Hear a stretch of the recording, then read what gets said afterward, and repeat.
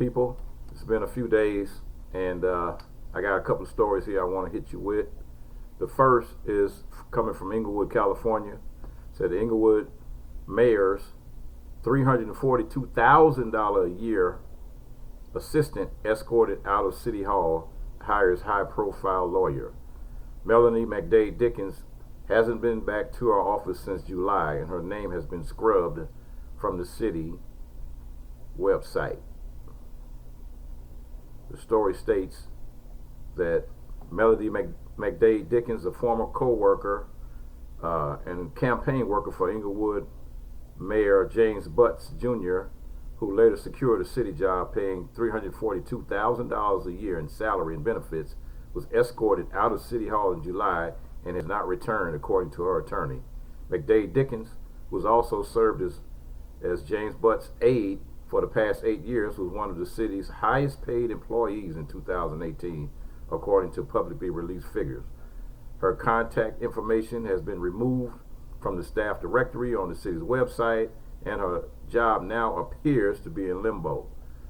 Her ejection from City Hall was first reported by the blog Two Urban Girls.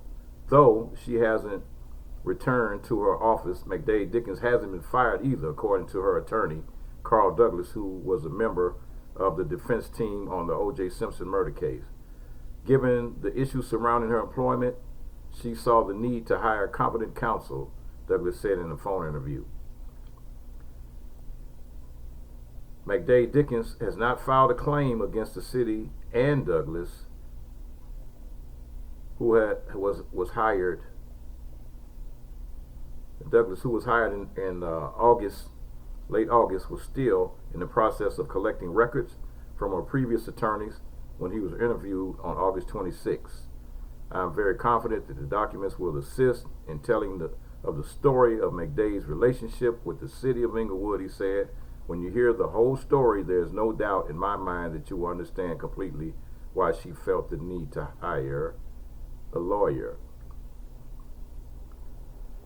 In emails and phone calls, city officials repeatedly said they wanted to share the city's side of the story about McDade, but then decided not to answer any questions about her after a week of delays.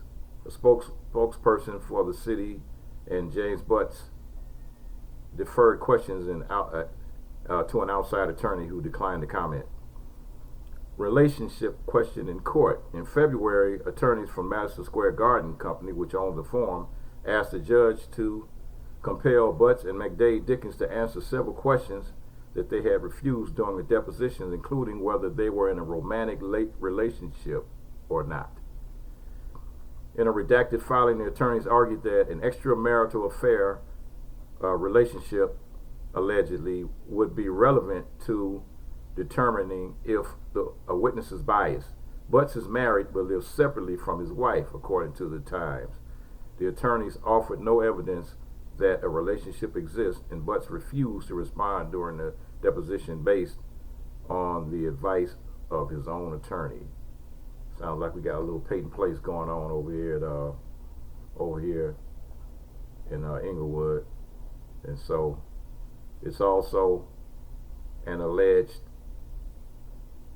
conversation that's being stated about the deal, the $100 million deal that the city of Inglewood just made with the owner of the Clippers, and so the city is due to receive over $100 million. Now all of a sudden she's out of a job, so allegedly maybe she just not getting her cut.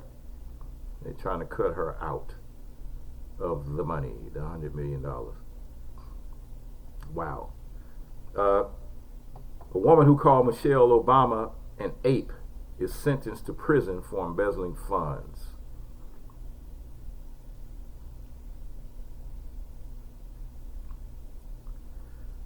I don't know if you remember the story, but it was a woman that when President Obama was in office, she called Michelle Obama an ape when she eventually got censored for what she had said.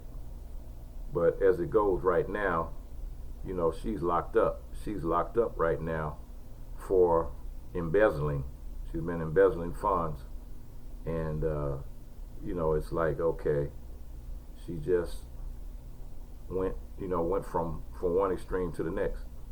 So it's like, let me try to get this story here.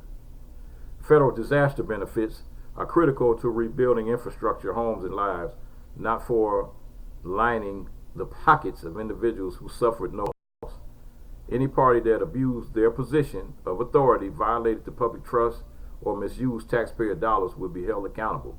The Federal Emergency Management Agency, FEMA, created a fund for victims of severe floods that killed 23 people and destroyed hundreds of homes along West Virginia's Elk River in June 2016. Taylor, the lady in question that called Michelle Obama an ape, who was working as a director of the city Clay County Development Corporation, signed up for FEMA funds, although her home was not affected by the flood. She told FEMA her house had been damaged and she was forced to live in a condo while it was being renovated. Both of those claims were not true. FEMA gave her $18,000. Defrauding the federal government program is always an egregious act. Disaster relief fraud is even more serious because of the limited nature of the funds intended to assist Americans in their time of their greatest need. Only a few months after falsely applying for the FEMA funds, Taylor wrote a post on Facebook where she made derogatory comments about Michelle Obama. She was fired from her position. People were particularly livid because the Clay County Development Corporation, where she was in charge, received nearly $2 million in state and federal funding. It would be refreshing to have a classy, beautiful, dignified First Lady back in the White House, she wrote at the time. I'm tired of seeing apes in heels. So she lost her job. Now she's on her way to prison. Good riddance. Good riddance. So here's a story about Pacoima. It says locked out of LA's white neighborhoods, they built a black suburb. Now they're homeless. And it's a story about Pacoima, because you had back in the 50s and 60s, for some reason they wouldn't allow black people to buy homes in the valley, but they kind of singled out that one little spot called Pacoima, and this is like after World War II, actually. So after World War II in Pacoima, one of the few Los Angeles suburbs that offered the American dream to homeowners of African Americans who have been locked out of other neighborhoods by racial covenants. The stepfather worked at Lockheed Martin and to support a family of 15. The sister worked at General Motors plant in Van Nuys. She bought one of the Joe Louis homes, no relation to the boxer, but his name still drew African Americans fleeing lynchings and Jim Crow laws in the South. But the 1990s brought deindustrialization, the crack cocaine epidemic, and mass incarceration. With the advent of fair housing laws, some black people moved to other San Fernando communities and beyond, but African American families in Pacoima lost their homes as a result of those societal forces. Now Fairfax 62 and 4 dozen other mostly African American people live a few miles away in a flotilla of tents under the Ronald Reagan Freeway. I believe that's the 118 freeway. The giant encampment is a stark illustration of the racial disparity among homeless people. The Los Angeles and cities across California are just starting to recognize and address.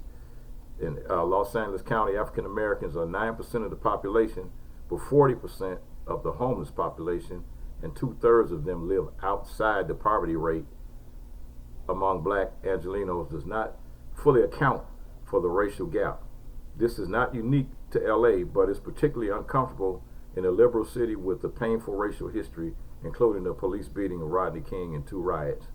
In December, the Los Angeles Homeless Services Authority released a study blaming the disparity on generations of institutional and structural racism in housing and the criminal justice system, education, and child welfare systems. The story of the debacle of the black middle class has been taken out of the conversation, and is on the pathological of the individual, said Suzette Shaw, a Skid Row activist and now member of advisory committee for the report. Workforce redlining, housing redlining have systematically displaced us. It would be hard to find a pure example of displacement than the Pacoima encampment. Some of its residents were laid off together by a Price Pfister faucet factory that no longer exists, said Chris Freed, Chief Program Officer to LA Family Housing. Others grew up together. A few are blood relatives. Many lived together in the streets for 3 to 5 years. Those same individuals live in these same homes that their parents bought in the 50s and 60s. A Pacoima native and creator of a documentary and upcoming book about the community. It's madness. The disparities study listed 67 recommendations to address the issue, among them hiring formerly homeless African Americans for social services and affordable housing, construction jobs, removing housing barriers for people with criminal records, and extending the foster care support system to people up to age 24 years old. So it's a lot of discrepancies going on here, and so far they're not even trying to address the issues here, and it's just a bad one of those situations, man. One of those situations where you see the stories, but you don't want to believe it. You don't want to believe it because it's you're talking about the working poor that are the working poor and these people are they're homeless, but they're not the type of homeless people that how can I say this? They're homeless, but some of these people have jobs, and when the rent issues that they had going on, where you could file and try to get assistance with your rent, and then you had laws that were in place to keep landlords from going up on your rent too high. All that stuff played out. It was only there set for so long, and when it played out, the rents in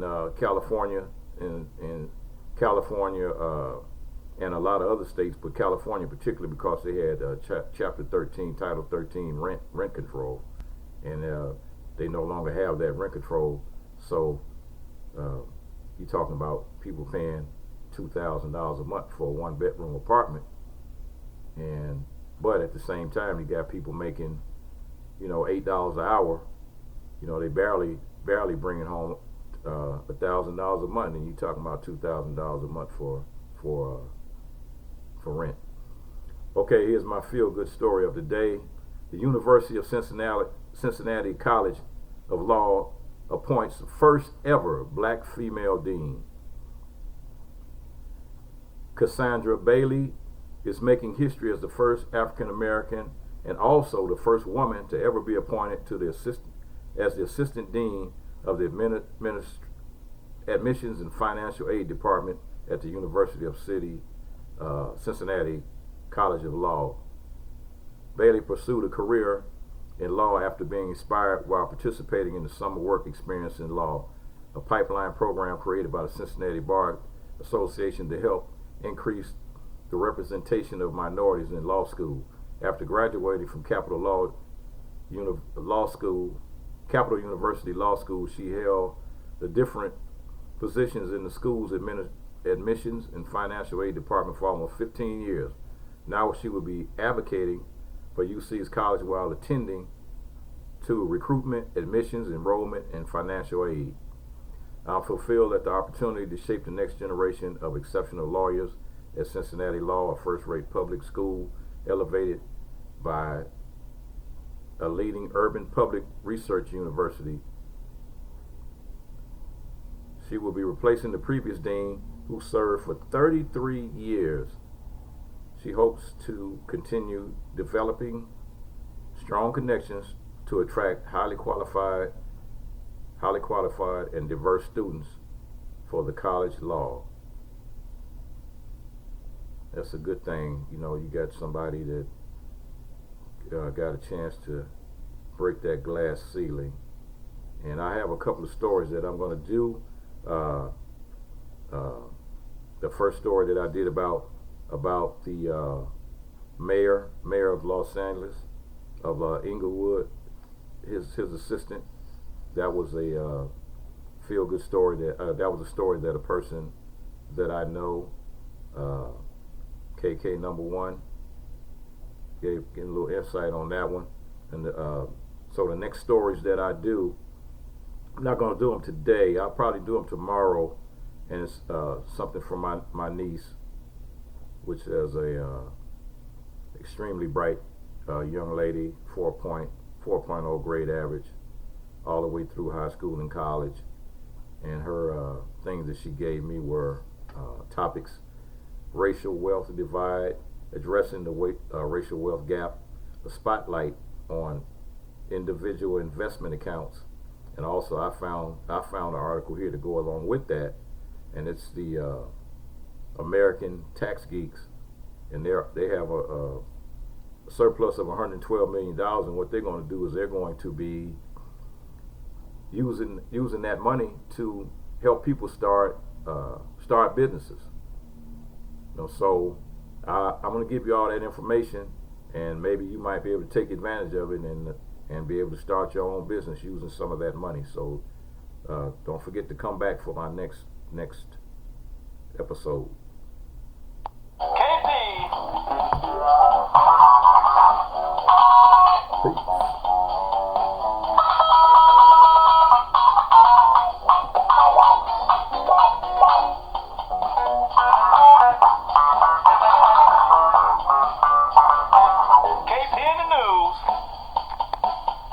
Peace, my people.